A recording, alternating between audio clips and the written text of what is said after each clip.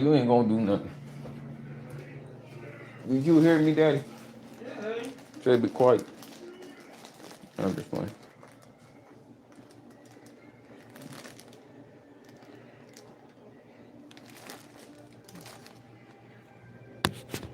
Fix me a sandwich right quick. I'm hungry as hell.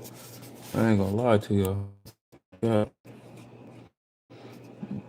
hungry as shit.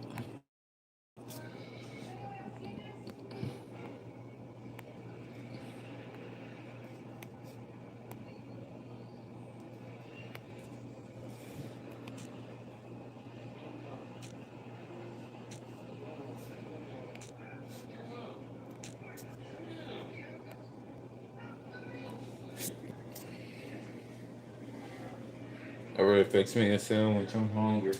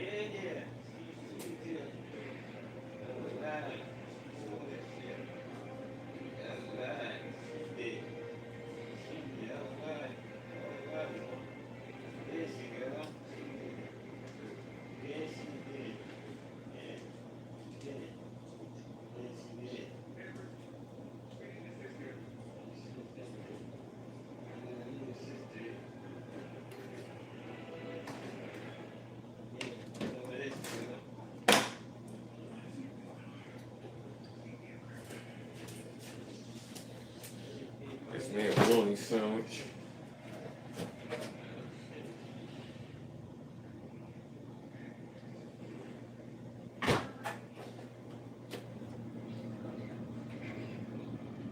Get some ice cream too. Get some of my ice cream.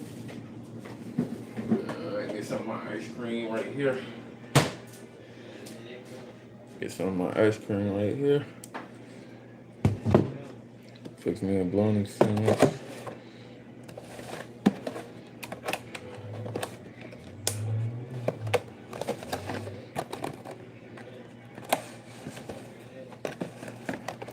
God damn it, I can't open this motherfucker.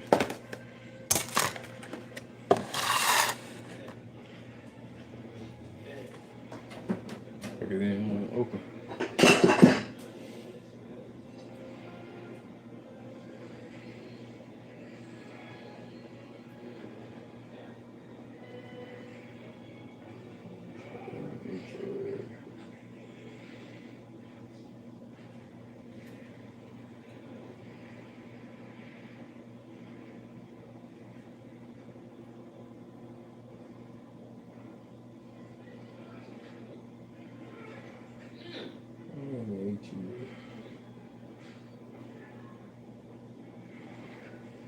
Just move.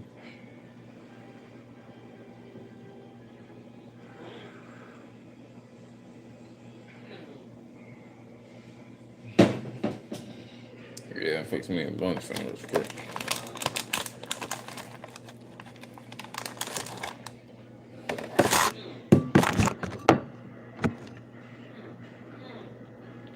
I'm gonna blunt sandwich.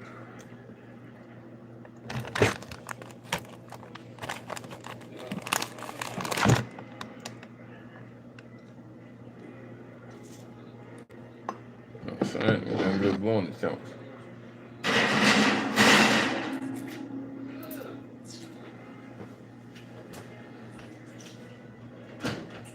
good bologna sandwich.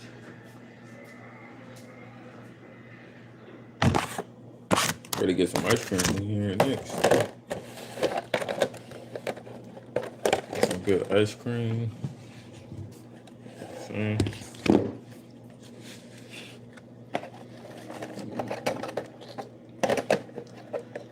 Boy, you need to eat.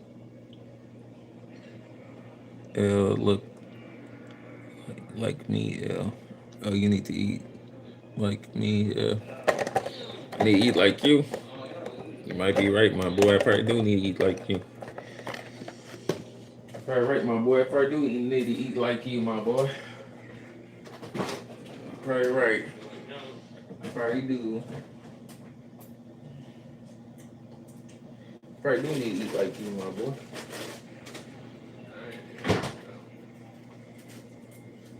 Wait. Oh, come on.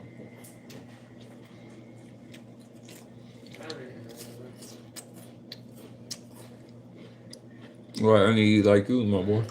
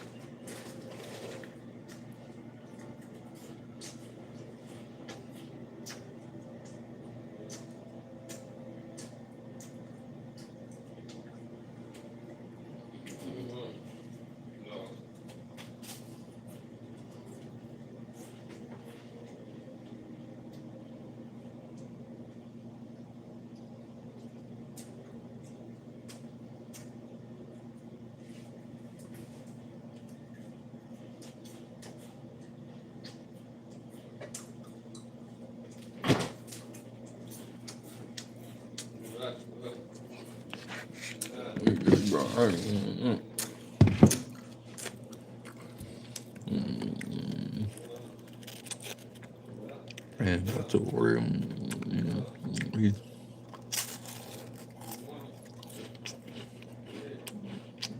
Can you close your or what?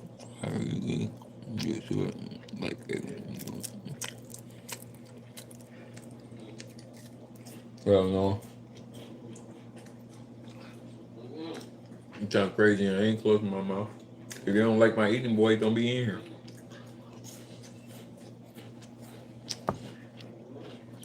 If you don't like my eating, why are you in here then?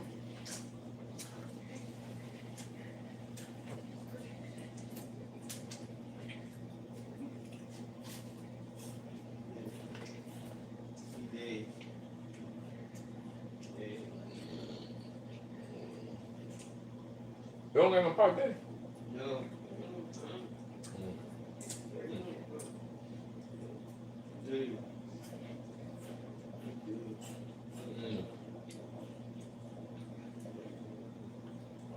Yeah, the part you don't got no orange juice or nothing.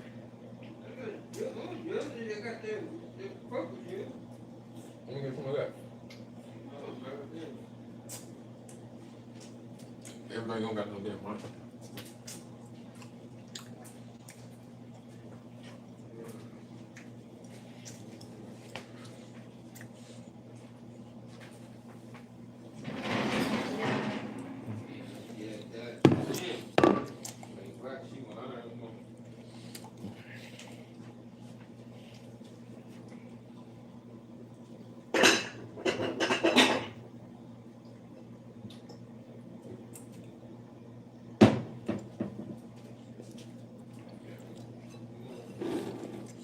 Hey, this nigga, you be eating again that homeless food. Nah, this ain't homeless food, so I don't know where you getting homeless food at. But okay.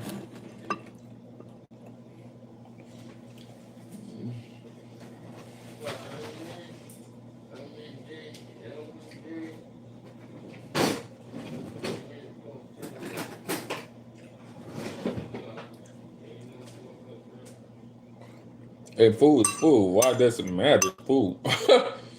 Like, you be sounding dumb when people say that you eat homeless food. Nigga, it's food. Like, there's no such thing as homeless food. What are you talking about? Homeless food? You sound dumb as hell.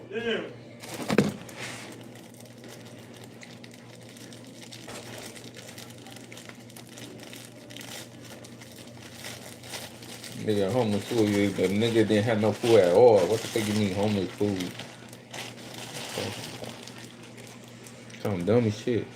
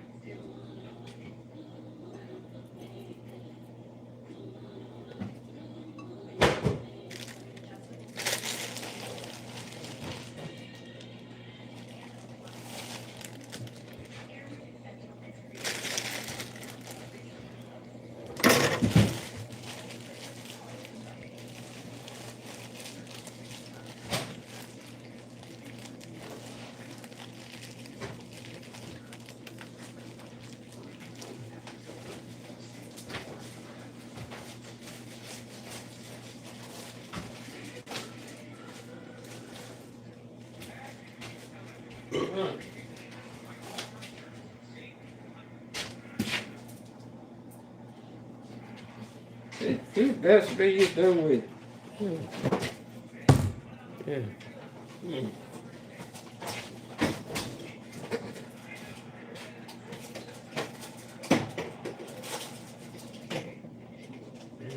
You two are still open.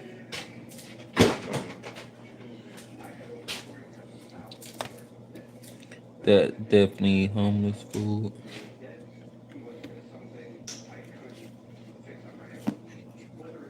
Whatever, bro. You be sounding retarded as fuck. Hey, fam. What up, T? Sound retarded. But all right, man. I'm gonna let you just win, my boy. You got it. You got it retarded, man. You got it retarded, man. Sandwich look good. Yeah, it definitely looking good. No, you got a retarded person in here. So you got it, my boy. You got it. You got it, my boy. Thank you, T. You do look good, though. I ain't gonna debate with no idiot. You was an idiot, my boy. You just in there. I don't debate with ignorant ass people. You are definitely freaking retarded.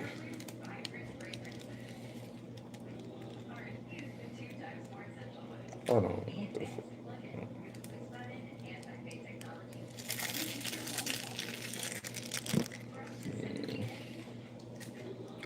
Hello, Rom, and be making again any video any times soon.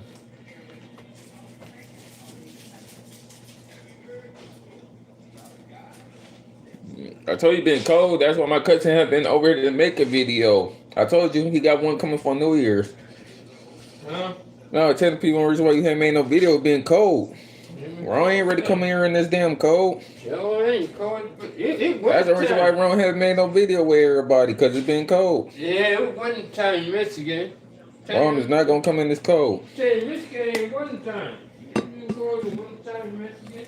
So that's the reason why y'all haven't seen no videos from everybody. I mean, everybody together. It's been cold. That's why there haven't been no everybody on the main big We're going to do one make it spring. It's cold outside. I tell you, cold weather. That's what I'm telling everybody. That's the reason why y'all haven't seen those. Everybody in the whole video is cold out here. It's cold outside in Michigan. We live in Michigan. It's not. I'm telling you, my cousin not ready to sit no cold. I ain't ready to sit no damn cold either. Shit. That's in Michigan. They took me in Michigan.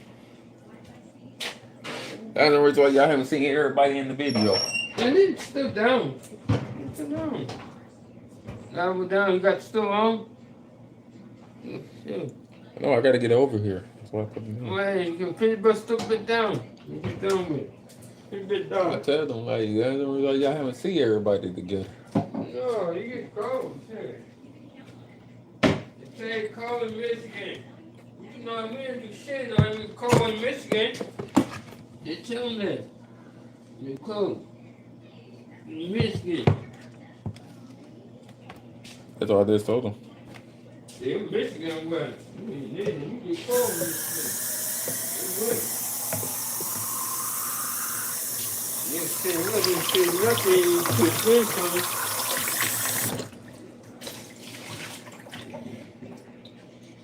Yeah, it's cold out there, man. I ain't gonna lie to you. I ain't gonna see my cousin come in on cold weather. That's why everybody ain't together. I mean, that's why everybody haven't done the video with each other. I noticed everybody be in the video right now and run on the family channel, but it's been cold out here, so he can't put it right now. He ain't trying to come in the cold, so he can just, you know what I'm saying. When it get back summer, everybody gonna do a video and run on the family. Yeah, it gets warm outside. You know what I'm saying? It's cold out there. And half the time we got to sit on heat porch, so it ain't gonna help us at all. We freezing trying to sit outside.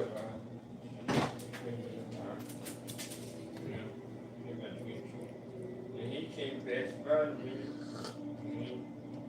On the battle. He better have a high. Try me back. And he never you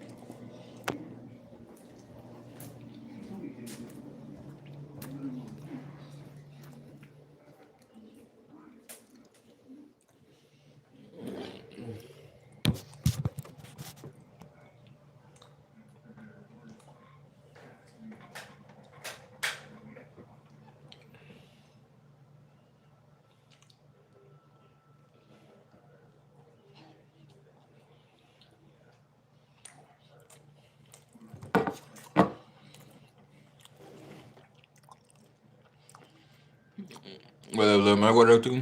Do you ever take a shower? Well, that. Actually, I took a shower yesterday. You feeling salty? It's something totally different. I got something totally different on. Okay, let's see. At work. Oh, you at work, T? Yeah, okay. I hope you're having a good day at work, T.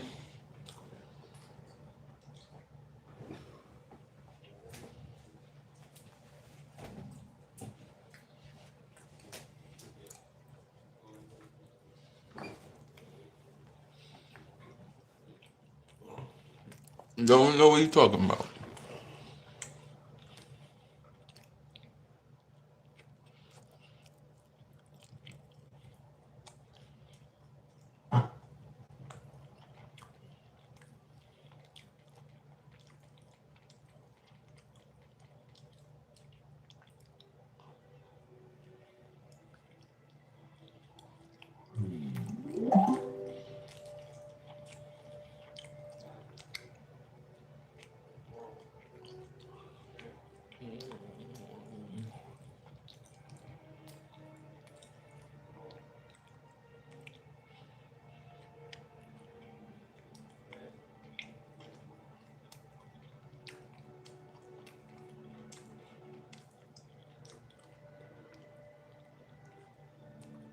At the beginning of the movie, we see a man named Lesmana sitting anxiously. Why is your hair? Yeah, whether it's on your car insurance. I'm taking a break from being the auto guy. Because I didn't pick it out. That's why.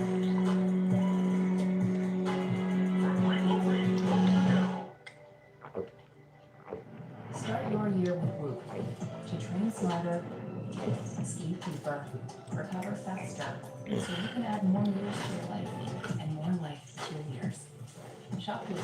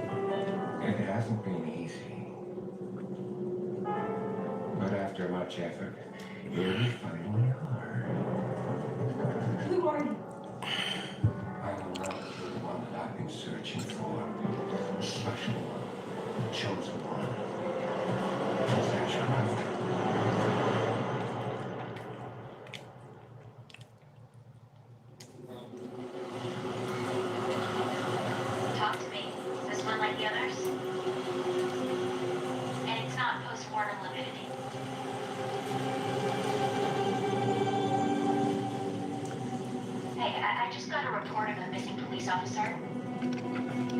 It might be unrelated, but he disappeared near where the fifth body was found.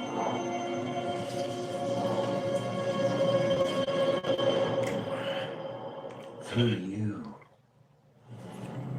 Elvis can finally be set free. The team has settled on a person of interest, someone with ties to Umbrella. Victor Gideon.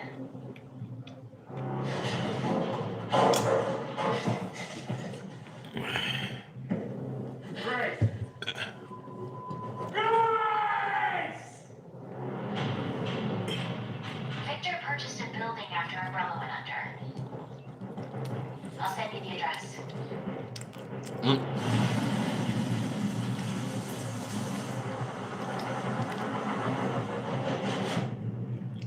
Welcome. Dr. Gideon has been expecting you.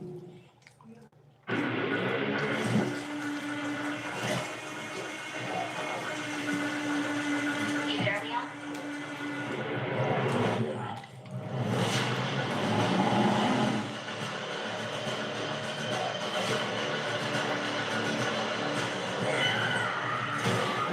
Over here. Yeah. What are you doing here? Would you like to see my teddy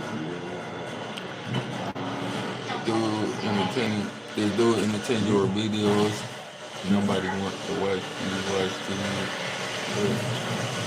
Great, that's why you're allowed to. You're pretty. Yeah, no. Eat mad because you can't eat good food. I guess.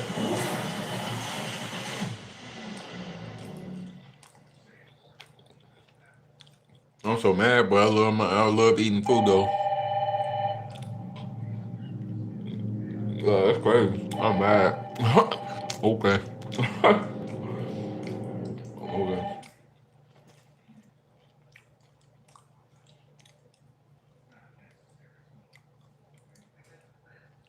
That sound crazy, yeah. So Shigaraki, stop touching me like that. Yeah. You sound crazy too. Okay.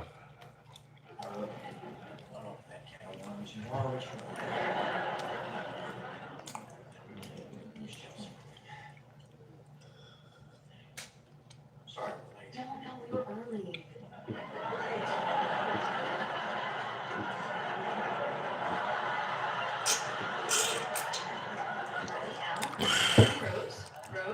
What's the point of this?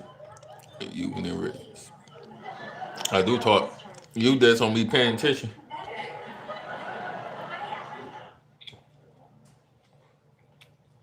Be not afraid. Imagine standing face to face.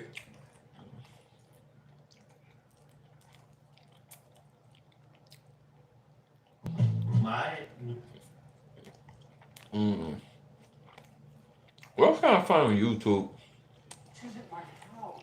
Those aren't my kids. I'm not dad. You're not my wife. The film begins with Jack and Kate standing close together at JFK Airport, their arms wrapped around each other in a tight embrace. They have been in a relationship since their college days, but now they are about to separate.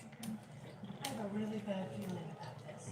Jack is leaving for London to begin a 12-month internship at Barclays, a prestigious financial firm. Kate is afraid that if he boards the plane, their relationship will end. Classic rom-com setup, except this ain't no Meg Ryan movie. Jack tries to reassure her. He reminds her of their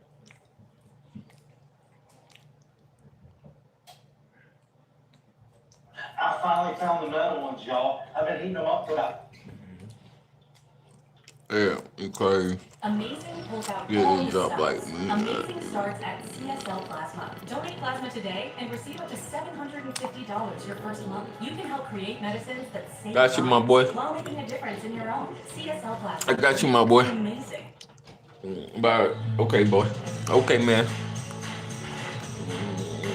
Yeah, you keep on green. Okay. This isn't my house. No, it's okay, my boy. You keep on working. My wife. The Me, film I do begins what I with do. Jack and Kate standing close together at JFK Airport. Their You keep arms on wrapped working, my around each boy. other in a tight embrace. They have been in a relationship since their college days, but now they are about to separate. I have a really bad feeling about this. You keep on working.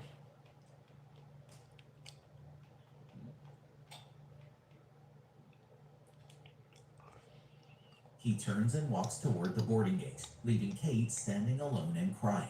13 years pass, and we find Jack waking up in a luxurious penthouse apartment next to a woman named Paula. He stretches and asks if he can see her again that evening, but Paula reminds him that it is Christmas Eve and she will be visiting her parents. I have to go visit my parents on Jersey. Jersey. Shortly, Jack shrugs, gets dressed, and heads out. In the elevator, he greets his neighbor, Mrs. Peterson, who smiles politely at him. You don't have to stop singing on my account. Oh, it's because I'm shy, Benny. Downstairs, the doorman Tony wishes him a good morning. Jack, always the business Good morning. quickly gives Tony some Good stock morning. lines before stepping outside. He climbs into his sleek black Ferrari and speeds off toward his office. Because of course, So the he university went was somewhere else and then already forgot the paying for woman that. or the Jack woman. is Damn, now that's a crazy. How do you powerful forget the executive at the woman? head of a Fortune 500 company. In a Oh, that's why. he discusses trading Damn, strategies that and nigga got helps rich him and then manage forgot about her. corporate clients. He then notices that one of his directors, Alan, seems distracted. When Jack asks for his opinion, Alan admits he is thinking about Oh, his that's family. crazy. He had promised to be home for Christmas Eve dinner. Jack smirks and tells Alan that he might have tunnel vision, but this deal is too important to lose focus. But in 2 days, we're going to announce one of the largest mergers. In just 2 days, they will announce the largest corporate merger in U.S. history. When Alan apologizes, Jack laughs and tells him he should be excited, not sorry. This year's Christmas bonus will be a check worth billions. Why? Because my gift comes with 10 zeros. The meeting ends at 8:30 p.m. and Jack's assistant informs him that someone named Kate has been trying to reach him. Jack pauses for a moment, surprised. Kate Reynolds was my girlfriend in college.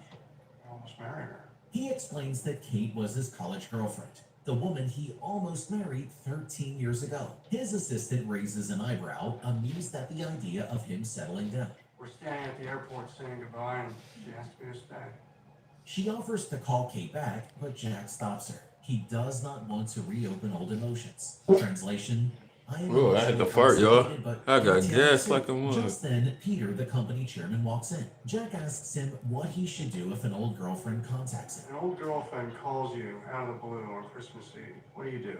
Peter chuckles and gives him blunt advice. Cut ties immediately, just like taxes. An hour later, Jack leaves the office, nodding at Frank, the security guard, on his way out. Instead of driving, he decides to walk home. Along the way, he stops at a small convenience store to buy eggnog.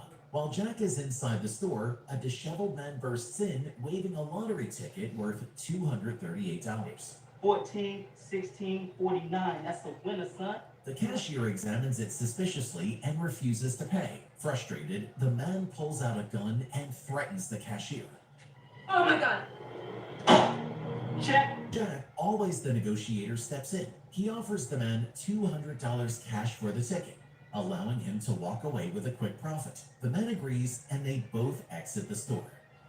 All right. Before leaving, Jack warns him against using violence and suggests he seek help.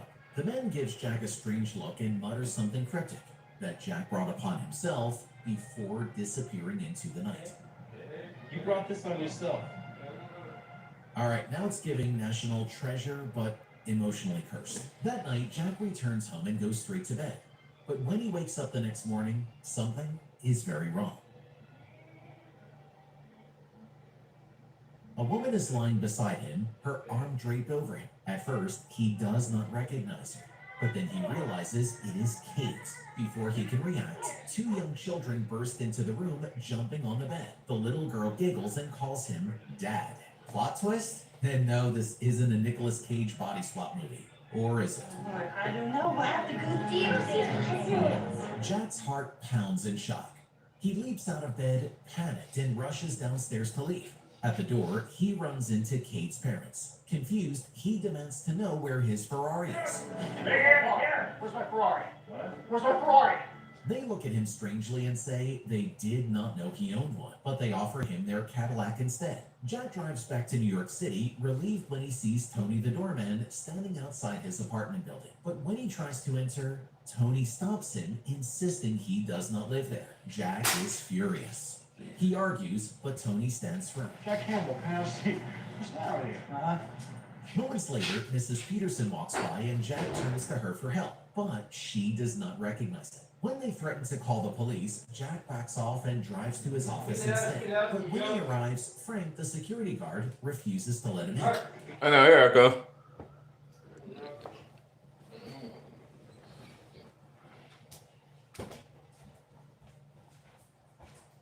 Nothing. Very good.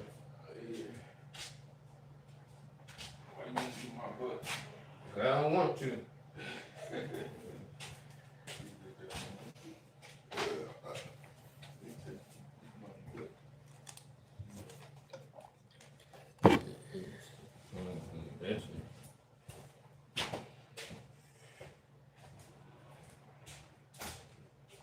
You eat the whole thing? Oh, I'm gonna finish it. It's like you, they teach you much better. What's that color? What's that food wrong? That's it. I ain't good.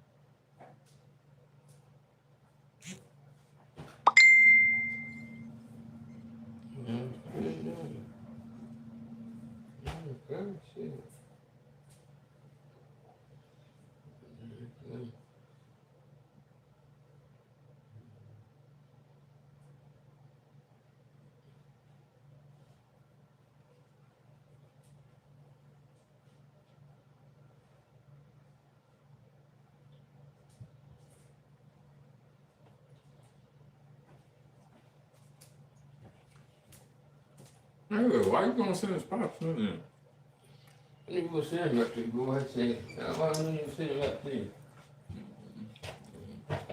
You would ask what you. I didn't ask for it. I didn't know you were sitting there. What happened to my remote control? I didn't know my remote control. I didn't miss no remote control. I didn't miss no remote control. Yeah. I put my remote control down. Where's that? I don't know, but I didn't mess with no remote control. I was sitting right there. And look on the cover and shit. Could be on the head shit somewhere. See that? See that? Yeah. Yeah. You know, let me come out the way. Yeah. Yeah. Right here. Go right there. Your sound.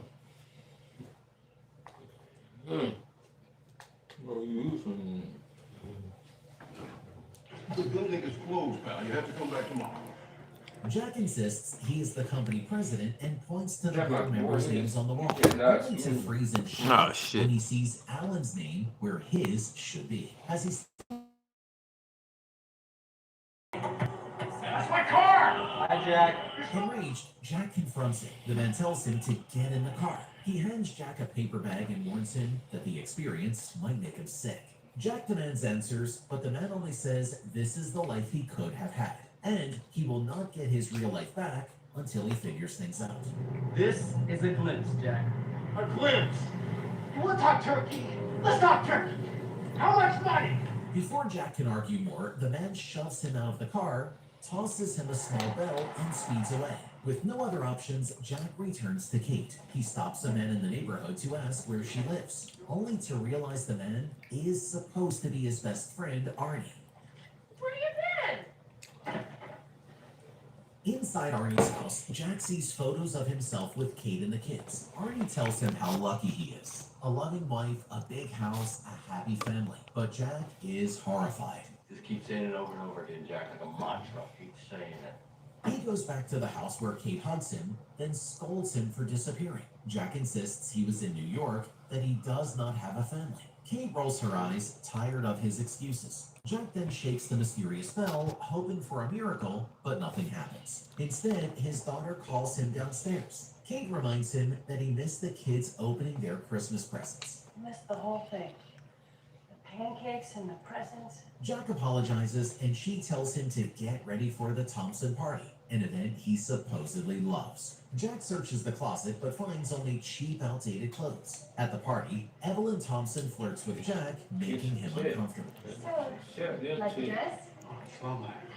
No, thank you. I'm fine. Come on. Yeah, take your Seems like check. you ain't gonna grab it. When they return home, Kate tells him to walk the dog, something he does reluctantly. From stocks to schnauzers, Jack's job titles just keep evolving. The next morning, Jack is woken by a crying baby. Hello?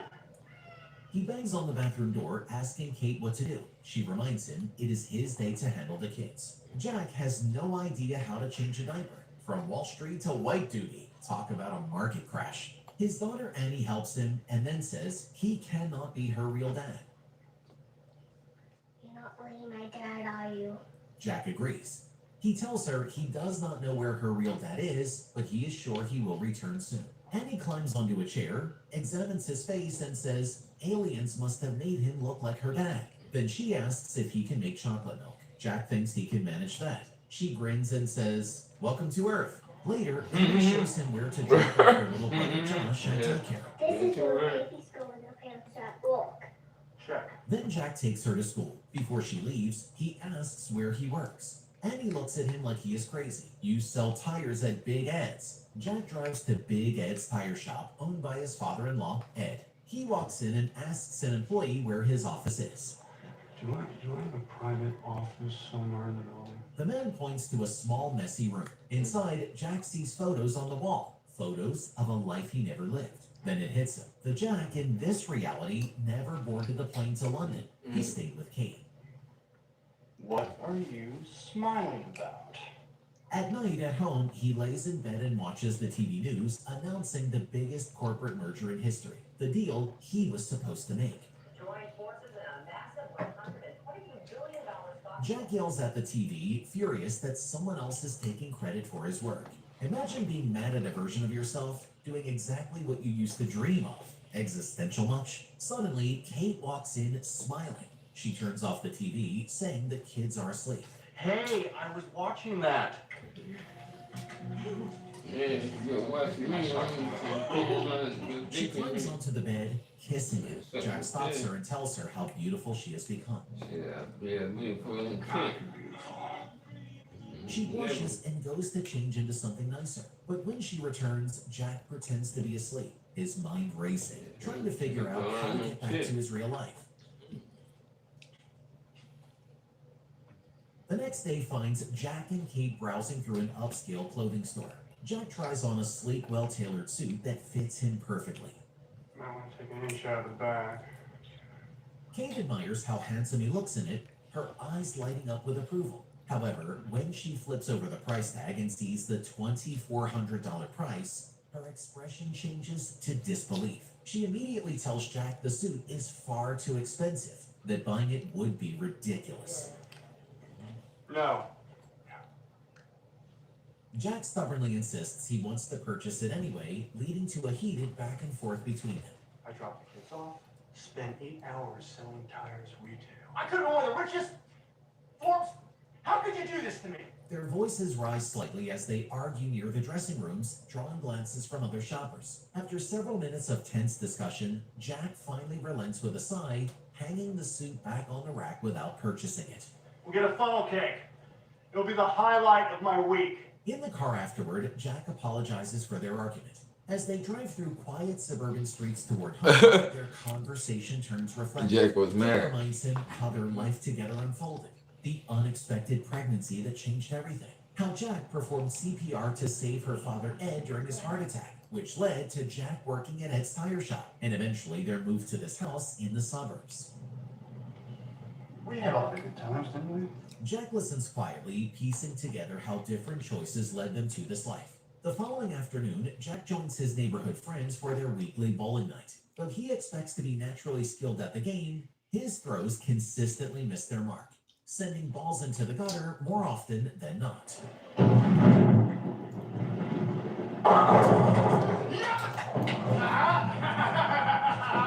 His friends exchanged puzzled looks at his uncharacteristically poor performance. During his break, Jack runs into Evelyn, the woman he met at the party some time ago. Remembering how she acted toward him before, he cleverly asks if something is going on between them. Hey, wait a minute. Don't run away.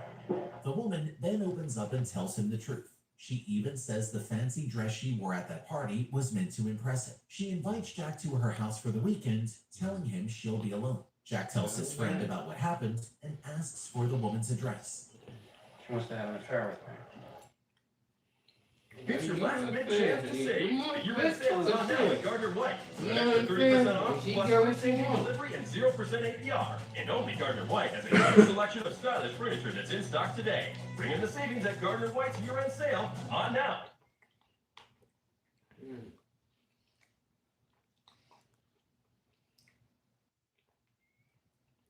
I was making so much money with DoorDash. I wanted to earn money in my free time, but I didn't want to go out and get a boring 9 to 5. That's when I found out how much money my friend was making with DoorDash. There are opportunities in over 4,000 cities. Signing up was super easy. And before long, I was already making deliveries. She said that. You write her exact address down there. His friend is shocked that Jack would even think of doing such a thing, especially since it could lead to something serious. But Jack doesn't see the problem as long as it stays secret. His friend feels disappointed and reminds Jack that he already has the best life anyone could ask for. And now he's about to ruin everything for someone else. She's amazing, and you're gonna. Yeah. When he returns home that evening, he discovers Kate has eaten the last piece of his favorite chocolate cake that he'd been saving. This sparks a playful chase through their house, with Jack pretending to be angry as Kate laughs and dodges his grasp. They eventually collapse together on the staircase, sharing affectionate kisses in the dim hallway light. However, as things heat up and the two are about to take it to the next stage, Jack fails to say the special phrase that always puts Kate in the mood for love. She abruptly grows quiet and distant before leaving the room. You're getting me off my feet. You make me hot. Alone, Jack finds an old home video and watches footage from one of Kate's birthday parties years ago. On screen, he sees his younger self surprising Kate with a heartfelt musical performance surrounded by their friends. The recording shows Kate's face lighting up with pure joy and love as she watches him sing, a memory that now feels both familiar and foreign to him. I don't even have a song to sing.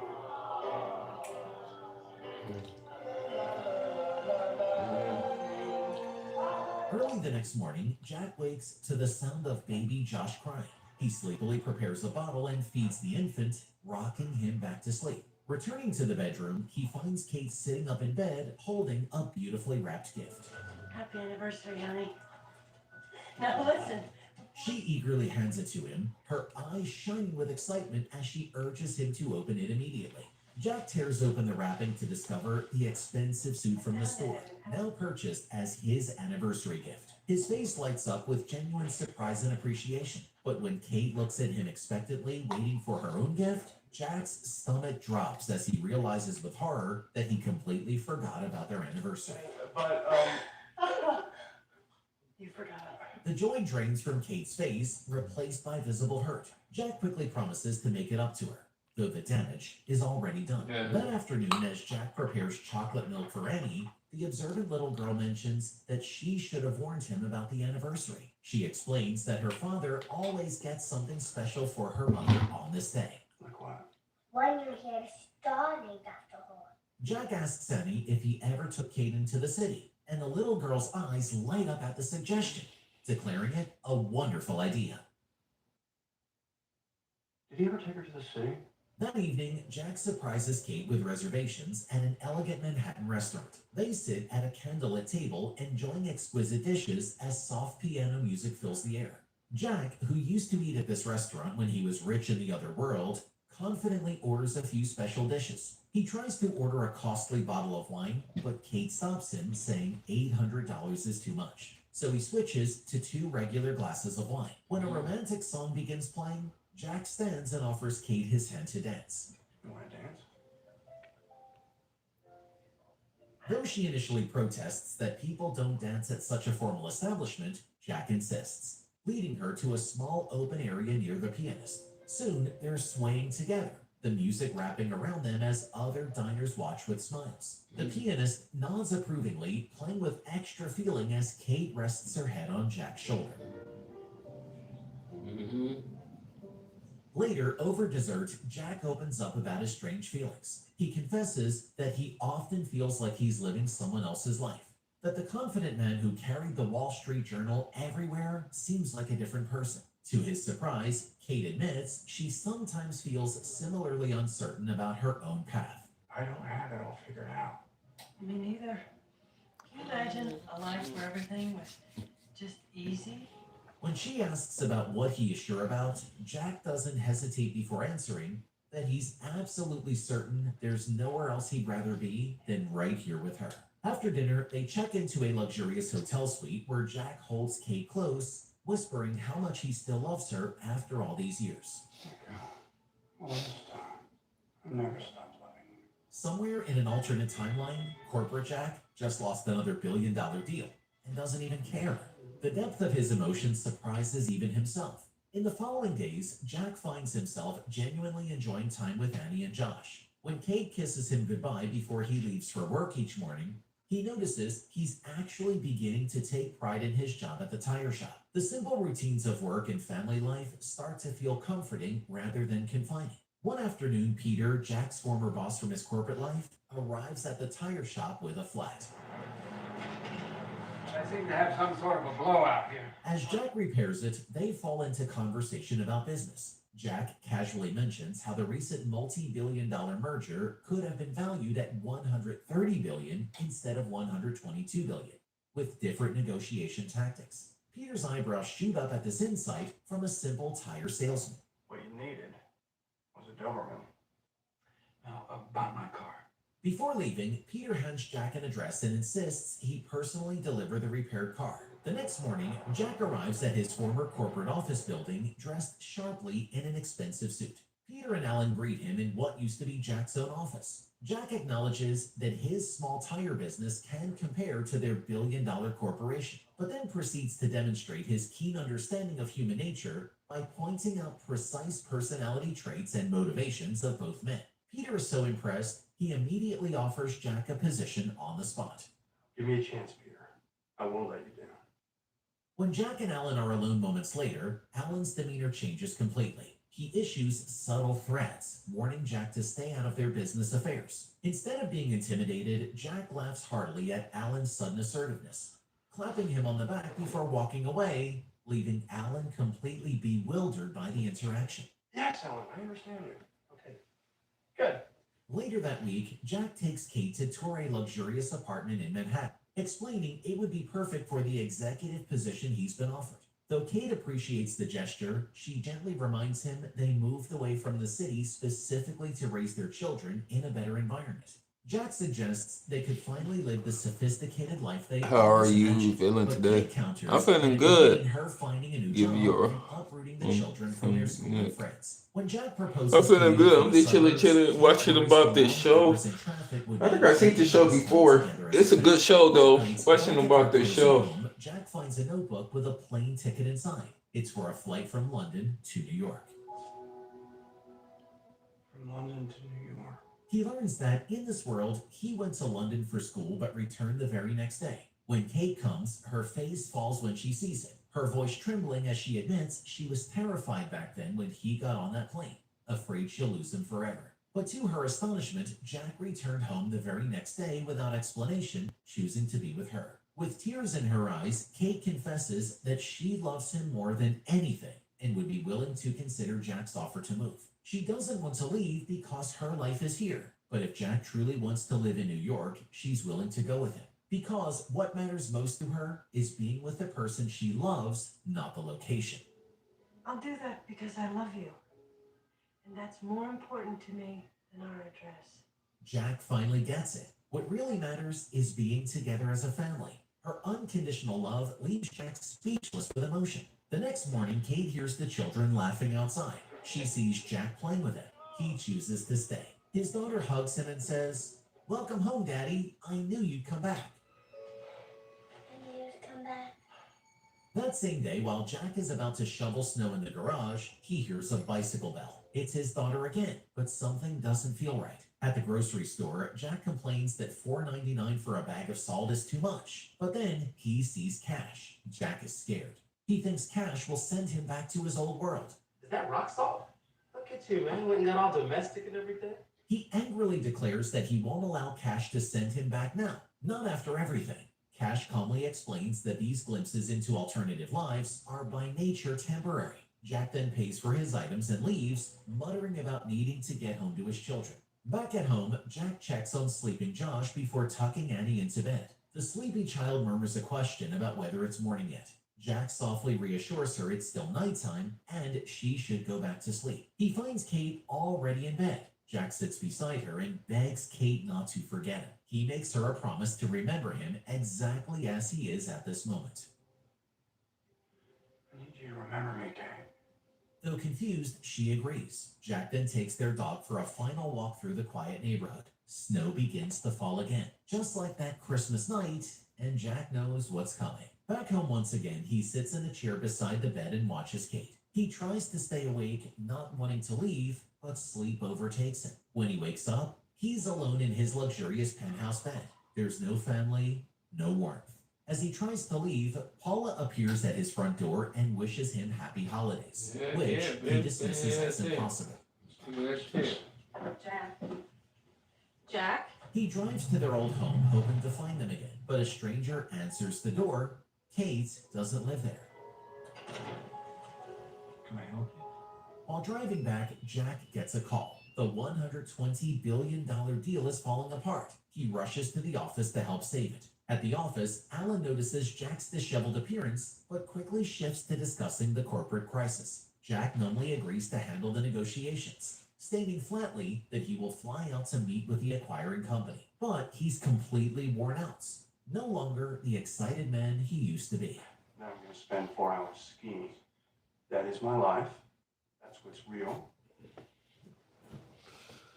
In his limousine afterward, Jack makes a call that I'm provides Kate's cooking current dinner address. right now. I Kate just wants cooked some to dinner. find I just got done her cooking. belongings. She's relocating to Paris Where for a did you prestigious law get firm position. your God, it's been a long time. I've been scrolling You're on great.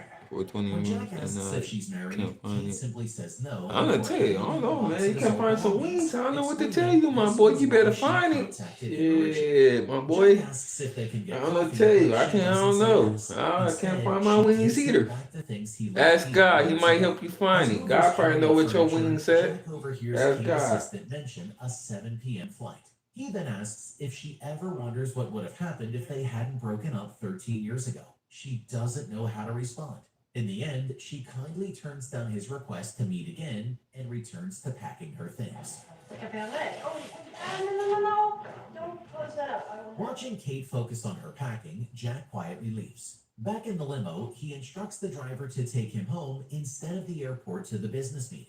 There, he rummages through the box from Kate, discovering old photos of their life together. That moment makes up his mind, and he sprints to his car and speeds toward the airport, weaving through traffic. Inside the terminal, he frantically searches the crowds until he spots Kate near her gate. Calling her name, he pours out his heart, describing their house in Jersey, their 2 beautiful children, the depth of their love. We have 2 kids, Annie and Josh. The house is a mess, but it's ours. Though it may have only been a dream, he insists nothing has ever felt more real. It made me a better person to be around you. I swear, nothing's ever felt more real. Please, Kate. That life will disappear forever. With tears streaming down her face, Kate hesitates before finally agreeing to stay, at least for tonight. Okay, Jack. They then find an airport cafe where they talk for hours, laughing and reminiscing like old times. As they sit together, surrounded by travelers rushing to their destinations, Jack finally feels like he's exactly where he's meant to be. And with that, the tale concludes.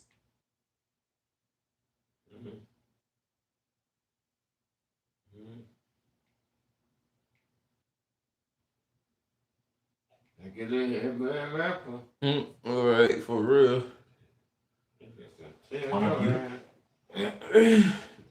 God, she awakened both shot and gun. Ready to get some tears, damn.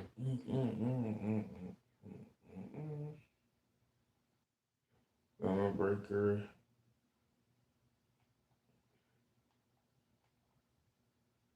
My daddy, you got a lemon breaker. What you doing with a lemon breaker, Dad? I don't know, so. What are you doing with a goddamn lemon burger? I don't know, damn. I don't know. Yeah, I don't know what it is. So you have a goddamn When a lemon group of burger. desperate creators risk their lives for a horror content that should have never been filmed in the first place. The film begins by showing a beautiful woman named Becky, who is Well, I inside told an you, office Daddy. building. The place looks very quiet since it's already late at night. Becky intentionally came there at that hour because she wanted to take part in a haunted challenge known as the elevator game. She brings a small piece of paper containing the rules of the game. According to the note, Becky must visit several floors in sequence: 4, 2, 6, 2, 10. Now, this looks like a scary horror movie. This looks like a scary horror movie. It's your story. For keeping escape camp rolling, for artists. This dude look like a When a scary group horror of movie, desperate though. creators risk their lives for a horror content that should have never been filmed in the first place. How The you film know begins this by game? showing a beautiful woman named Becky, who is inside an office building. The place looks very quiet since it's elevator already late games. at night. Becky intentionally came there at that hour because she wanted to take part in a haunted challenge known as the elevator game. She brings a small piece of Elevator paper game. containing the rules of the game. According to the note, Becky must visit several floors in sequence: 4, 2, 6, 2, 10, 5, and finally 1. When she reaches the 5th floor, Becky must close her eyes inside the elevator until the doors close by themselves. It's said that when she arrives at the 5th floor, a ghostly woman will enter the elevator. If Becky opens her eyes or tries to speak to the ghost, she will be killed and her body torn apart.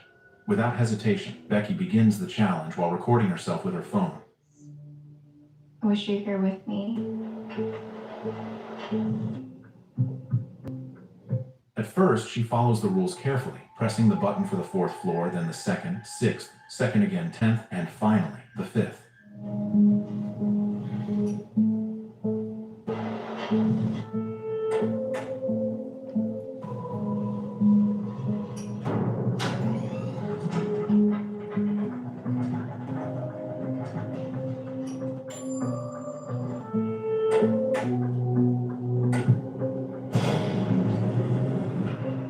she reaches the 5th floor, Becky is supposed to close her eyes until the doors close again. But instead of following the rule, she opens her eyes because she senses something moving nearby. When Becky tries to proceed to the final stage by pressing the button for the 1st floor, the elevator doesn't go down, it goes up. She's taken to the 10th floor where a strange red world appears, said to be the dwelling place of the ghost woman. Suddenly, the ghost appears right behind Becky and she vanishes, never to be seen again. Her whereabouts remain unknown. The scene then shifts to a group of friends who love making horror videos and documenting their experiences listen to the while rules. exploring supernatural locations. Should listen to the goddamn rules. The group consists of Kevin, Chris, Chloe, Maddie, and Izzy. You should always Kevin go is the by the leader of rules. group No, and plays a don't crucial role in disobey the managing their rules. career as content creators. Their productions require significant Always go by the funds, rules, so my it's Kevin's boys. responsibility to find sponsors to finance their activities. Kevin and his team always try their best to minimize expenses. One of Kevin's cost-saving strategies is to bring in a volunteer intern named Ryan. Ryan agrees to work with them for free, helping reduce operational costs. Kevin introduces Ryan to the group. This is Ryan Keaton. Grab yourself a seat and we can keep this thing moving. Doesn't give us lots of options. Ryan is a high school student and also a fan of their horror videos. Hearing this, everyone happily welcomes him. After introducing Ryan, Kevin begins discussing their next horror project. Maddie suggests that they shoot at a haunted hotel in Japan, but Kevin immediately rejects the idea since they can't afford an overseas trip. Kevin then asks the others for ideas. Several members share suggestions, but none really interest him, until Ryan proposes that they make a video about the elevator game. The elevator game is a lift-based challenge that follows a set of specific rules, the same as those mentioned earlier. Players must visit the floors in sequence 4, 2, 6, 2, 10, 5, and 1, and must close their eyes on the 5th floor until the doors close. If they break the rules, the woman from the 5th floor will appear and kill those who disobey. The challenge can be done in any building as long as it has at least 10 floors. A year ago, Chris had actually suggested doing a video about the elevator game, but Kevin rejected it, worrying that the audience might find a long elevator recording too monotonous. Ryan then convinces Kevin that the elevator game challenge is an extremely terrifying experience and worth trying. Through a Reddit post he read, Ryan discovered the story of a woman named Becky who mysteriously disappeared after attempting the elevator game. The building where Becky performed the challenge happens to be located very close to their base, only a few buildings away. While they are still discussing the idea, Kevin receives a call from Mr. Klein, their main sponsor, who funds all their activities. While Kevin is on the phone, Chloe takes Ryan on a tour around their base to show him every room and piece of equipment they use. This concludes your orientation. Welcome aboard. She even gives Ryan her phone number so he can contact her anytime. After Kevin finishes the call, he delivers bad news to everyone.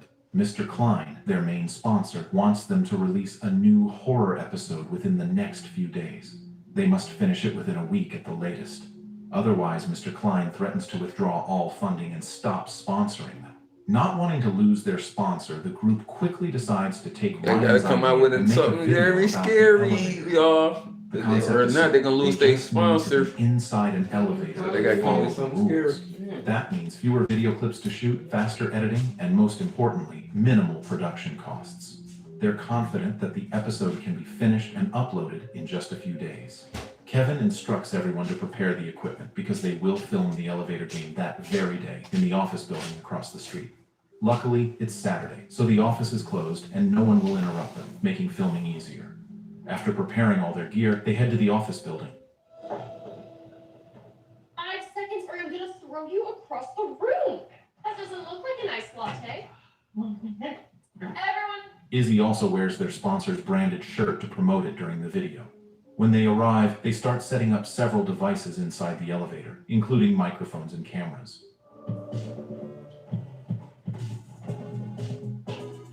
And running, folks.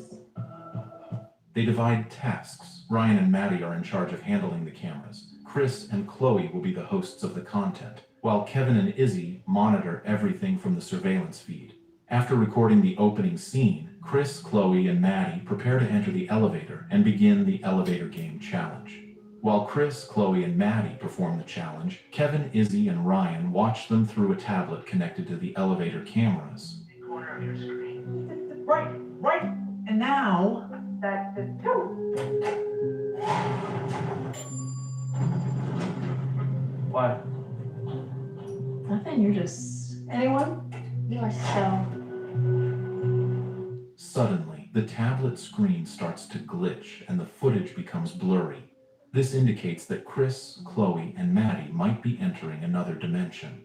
Meanwhile, inside the elevator, Chris, Chloe, and Maddie record every part of their experience as they follow the game's rules. Everything goes smoothly until it's time to go to the 5th floor. Chris jokes that he wants to peek when they reach the 5th floor. His words make Maddie panic, fearing that the ghostly woman might harm them if one of them breaks the rule. To calm him down, Chris says he was only joking. They prepare themselves as the elevator reaches the 5th floor and close their eyes. The tension inside the elevator is unbearable, something they can't even describe. Unknown to Chloe and Maddie, Chris secretly opens his eyes before the elevator doors close, which means he has broken the rule and may be targeted by the ghost from the 5th floor. Moments later, the elevator doors close. They press the button for the 1st floor, but instead of going down, the elevator starts to rise toward the 10th floor. Before reaching the 10th floor, it suddenly stops at the 9th. They are startled to see an office worker entering the elevator. Their fear quickly fades as they realize it's just a normal person. They then ride back down to the 1st floor and reunite with Ryan, Izzy, and Kevin. However, Izzy delivers bad news. Half of the elevator game footage has been corrupted. She has no idea why the recording suddenly disappeared without a trace. Izzy believes something must have interfered with the camera signal inside the elevator. This makes Chris extremely disappointed. They had worked so hard to finish the challenge, yet all their effort ended up wasted. Ryan then insists that they should redo the challenge. To prevent the recordings from being lost again, he suggests bringing all the equipment inside the elevator. However, everyone, including Chris, refuses to repeat the challenge. This frustrates Ryan. He then reveals a shocking truth. Chris is the one responsible for Becky's disappearance. It turns out Chris and Becky knew each other, and they had even dated. Ryan knows all of this because Becky is his older sister. After finding a conversation between Becky and Chris on Becky's laptop, Ryan discovered that Chris was the one who pressured Becky into doing the elevator game. Chris promised that if Becky completed the challenge, he would post her video online and it would make her famous. Because she deeply loved Chris, Becky agreed to do it. But instead of gaining fame or winning Chris's love, she vanished into the red world as a result of the challenge. Ryan's true reason for volunteering to work with them was to get their help finding Becky in the red world. He believes that by doing the challenge, they can enter the red world and search for her. Hearing Ryan's story shocks everyone, and they can't believe Chris would do something so cruel. Instead of feeling guilty, Chris lashes out angrily at Ryan. Yeah, that's crazy. Damn, so you sent that nigga sister to her deal. Yeah, because he sent her to her deal. He fucked up for that. We have more Tempur-Pedic. They don't know she carried too. Yeah, I could be alive, but I'm probably dead. Shit. They said it goes kill you, break the wood, you open your eyes. So I'm probably dead. Shit. Yeah, that dude did, but some reason that ghost didn't kill him. Maybe because they both had their eyes closed, they probably didn't break the rule all the way. She did. She had a problem. No, I said that dude did. I'm surprised he didn't get killed by that ghost. Oh. Maybe because them two didn't. That's why they didn't break the rules. That's probably why the ghost let them go. Daily gift. Maybe all three of them opened their eyes. They probably would have went to that red room. You are fucking pathetic. So let me explain this in the way. Before things escalate, a security guard arrives and kicks them all out. After the exhausting day, Chloe, Chris, and Maddie decide to go home while Kevin and Izzy return to the base to fix the corrupted footage. Faster, come on. Hey, Chloe. When Chris arrives at his apartment building, he is suddenly murdered brutally by the woman from the 5th floor. Dang. Oh, he did get killed. I know you got killed. I already said, how you ready to do it? Oh, yeah. This is the damn. consequence he must face for intentionally breaking the elevator game rules. Oh, he Meanwhile, can't. elsewhere, Ryan gathers the courage to attempt the elevator game alone. For the sake of finding Becky, he is willing to do anything, even entering the red world.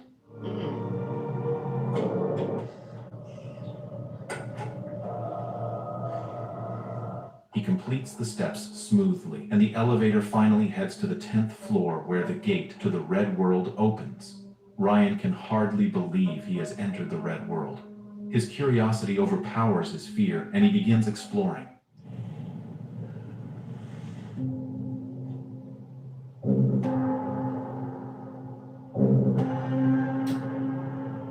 After wandering for a long time, he still can't find Becky. Instead of finding her, he encounters the ghostly woman from the 5th floor who begins chasing him. Shit. Fuck. Oh, no. Yeah, no. Fuck up. Luckily, Ryan manages to hide and tries to return to the real world. However, someone else is using the elevator, so he must wait. The people using it turn out to be Izzy and Kevin. They return to the building to retrieve a camera left inside the lift. Izzy, curious about the elevator game, convinces Kevin to try it. While chatting casually, Izzy and Kevin start following the game's rules. When they reach the 5th floor, instead of closing their eyes, they openly keep them wide open and deliberately call out to the ghost. Because they break the rules, Izzy and Kevin are instantly killed brutally by the woman from the 5th floor. The entire incident is captured by the camera inside the elevator. After their deaths, the elevator finally goes to the 10th floor, where Ryan is waiting. He quickly enters the elevator and heads to the 1st floor.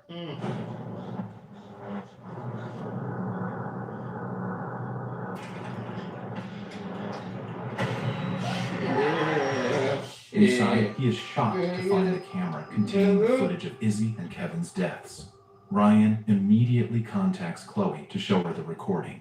Chloe, who is currently researching more about the elevator game, stops what she's doing and meets Ryan at their base.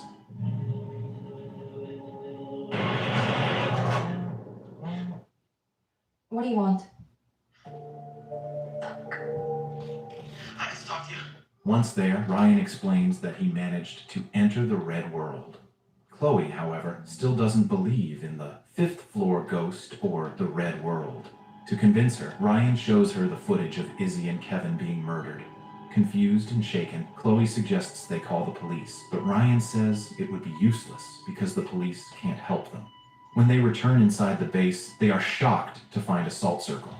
It turns out Maddie. Yeah, they getting murdered by this ghost. This ghost ain't playing with them. Salt circle to protect them. They shouldn't have done that shit.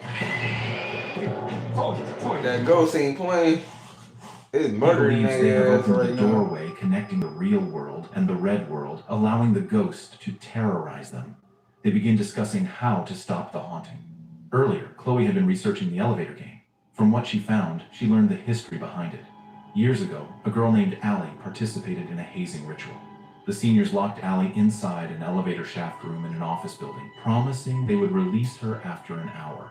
Unfortunately, they forgot their promise and never returned to free her. For several days, Allie remained trapped in the dark room, terrified and starving.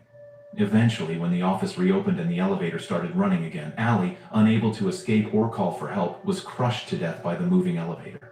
Her mangled body was discovered several days later. Since that tragic event, Allie became a vengeful spirit who would kill anyone without hesitation. Even after learning this truth, Chloe still refuses to believe in such supernatural things. She and Ryan begin to argue again, but their argument stops when they hear someone softly humming a tune. It's Maddie.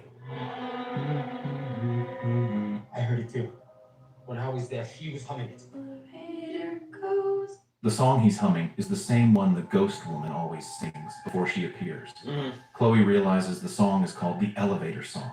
From the lyrics, they deduce that in order to close the gate to the red world, they must go down to the 1st floor, just like Ryan did earlier. Suddenly, they hear the eerie humming of a woman, the ghost herself. We need a plan. That's not me. At first, Maddie believes the salt circle will protect them, but it fails to keep the spirit away. The ghost violently kills Maddie right before their eyes.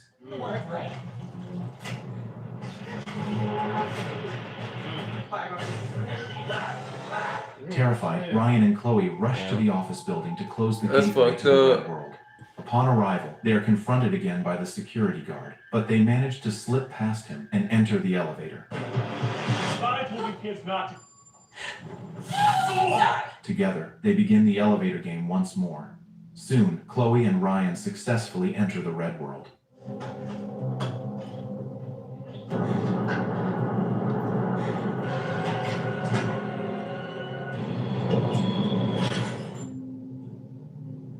We need to go. Please. There, Ryan freezes in shock as he sees the figure of a woman he believes to be Becky. Chloe desperately tries to snap him out of it, reminding him that Becky is already dead. She then hurriedly presses the button for the first floor, hoping they can return to the real world. However, instead of going down, the elevator stops at the 5th floor, where the ghostly woman waits. Ryan and Chloe quickly close their eyes as the doors slide open. They can hear the chilling whispers of the ghost nearby, but they must not look. Unfortunately, Chloe accidentally opens her eyes, and the ghost immediately kills her. Now it's Ryan's turn to die, but instead of killing him, the ghost drags Ryan back into the Red World, where he finally reunites with his sister Becky, who is still trapped there. Ryan, too, becomes imprisoned in the Red World forever. In the final scene, a young woman is shown entering the same building where the others vanished, preparing to attempt the elevator game alone. It becomes clear that she too will either die or become trapped in the Red World as a result of performing the ritual, and the story ends there. Damn. Yeah, she was gonna kill herself. They crazy. There's no way I would have kept on going there. Every year people disappearing. Yeah, I'm gonna kill shit. Justice League Unlimited Issue 14, the pulse-pounding third part of the terrific 10, sets a grim tone. Neron, one of DC's most dangerous demons, towers over a defeated hero, while the remaining League members look on in horror. This isn't just a battle for Earth. It's a descent into the literal bowels of hell. The story opens in the pitch-black depths of the underworld. Mr. Terrific leads a specialized...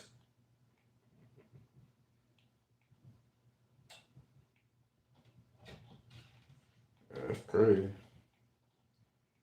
There's no way I would have motherfucking. Yeah, there's no way. It's crazy. But I want to chop it up with y'all for a minute, my boys.